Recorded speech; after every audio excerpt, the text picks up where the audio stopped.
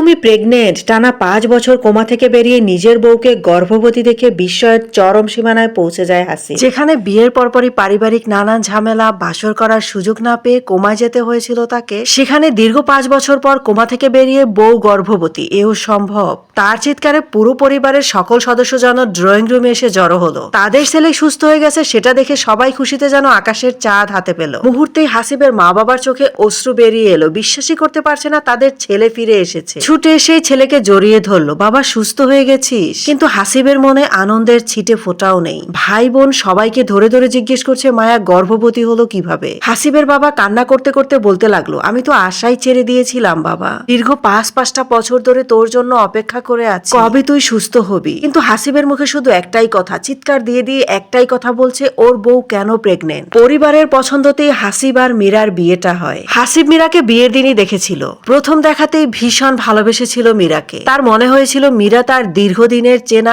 একজন ভালোবাসার মানুষ। বিয়ের পর পারিবারিক নানান ঝামেলার কারণে তাদের পাশাপাশি বসা, কোথাও ঘুরতে যাওয়া, এক টেবিলে বসে খাওয়া, এসব কোনো কিছুই তারা করে উঠতে পারেনি। তারপর 8 থেকে 10 দিনের মাথায় হাসিব কোমায় চলে যায়। পরিবারের প্রত্যেকটা সদস্যকে ধরে ধরে জিজ্ঞেস করছে মীরা গর্ভবতী কেন। সবাই একটু একটু হাসছে, কিন্তু কেউ কোনো জবাব দিচ্ছে না। প্রত্যেকের মুখে হাসি। এটা দেখে হাসিব বলল, আমার এই অবস্থা দেখে তোমাদের হাসি পাচ্ছে? এরকম একটা দিন আমাকে দেখতে হবে, তাহলে আমি কেন কোমা থেকে ফিরলাম। তারপরে আস্তে আস্তে ছোট ছোট পায়ে হাসিব মীরার সামনে গিয়ে দাঁড়ালো আর জিজ্ঞেস করলো, এই বাচ্চাটা কার, প্লিজ বলো। এটা শুনে মীরাও একটু হেসে দিল আর বলল, আপনি আমার মুখের দিকে একটু ভালো করে তাকিয়ে বলুন তো আমি মীরা কিনা। আমি তো মীরা নাও হতে পারি, আপনি যাকে মীরা ভাবছেন সে হয়তো মীরাই নয়। হাসিব এ কথা শুনে কান্নায় ভেঙে পড়লো। কি হচ্ছে এসব আমার সাথে। তারপরে হাসিব মীরার দিকে গভীর দৃষ্টিতে তাকিয়ে রইল। তারপরে হঠাৎ হাসিবের মনে পড়লো, মীরার তো ঠোঁটের পাশে ছোট্ট একটা তিল আছে, সেটা কোথায় গেল। তারপর হাসিবের ছোট ভাই কাজ সেরে বাসায় আসলো। এসে দেখে তার দাদা পুরো সুস্থ হয়ে গেছে। দৌড়ে এসে দুজন দুজনাকে জড়িয়ে ধরলো। হাসিবের ভাই বলল, দাদা তুমি সুস্থ হয়ে গেছো। কিন্তু হাসিবের মুখে ওই একটাই কথা। তারপর ভাইকে ধরে জিজ্ঞেস করলো, মীরা প্রেগনেন্ট কেন, ওর কার সাথে বিয়ে হয়েছে, ওর বাচ্চার বাবাকে। তারপর হাসিবের ভাই বলল,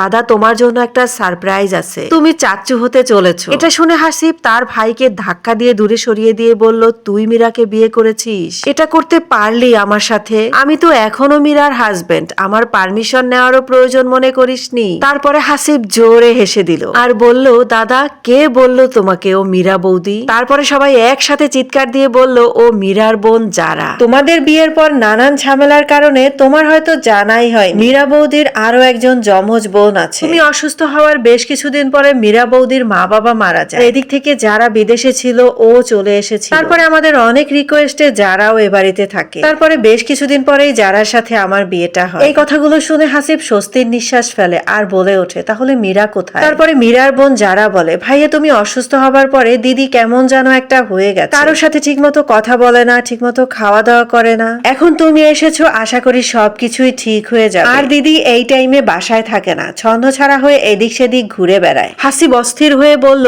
আমি এখনই বেরোবো মীরাকে খুঁজতে।